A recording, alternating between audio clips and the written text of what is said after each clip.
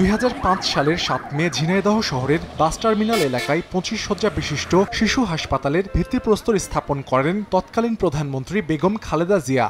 এরপর হাসপাতালটি নির্মাণ করা হলেও চালু হয়নি নানা কারণে। এলাকাবাসীর আবেদনের প্রেক্ষিতে 2021 সালের 9 জানুয়ারি সীমিত পরিসরে চালু করা হয় হাসপাতালটি।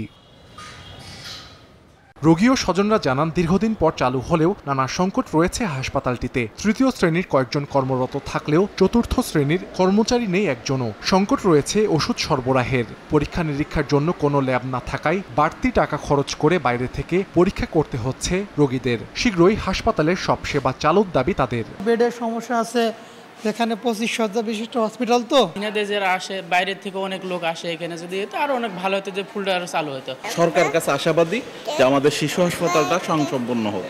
25 শয্যার হাসপাতালে সব সময় ভর্তি থাকে 50 জন রোগীর বেশি। এ কারণে হিমশিম খেতে হচ্ছে কর্মরতদের। সরকারি যে একটা পোস্টেড অফিসিয়াল সেক্টর থাকবে, এগুলো নাই।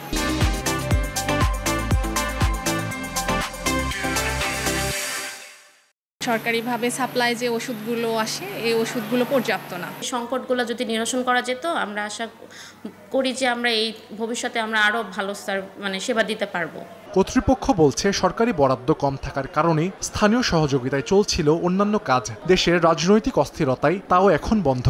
আর শীঘ্রই সংকট নিরসনের আশ্বাস স্বাস্থ্য বিভাগের। রোগীর চাপে আমাদের সরকারিভাবে যে বরাদ্দ আসে, সেই বরাদ্দ দিয়ে আমরা ঠিকভাবে চালাতে পারছি না বা আমাদের চালানো সম্ভব হচ্ছে না। সার্বিকভাবে চেষ্টা করছি ভালোভাবে চালানোর জন্য।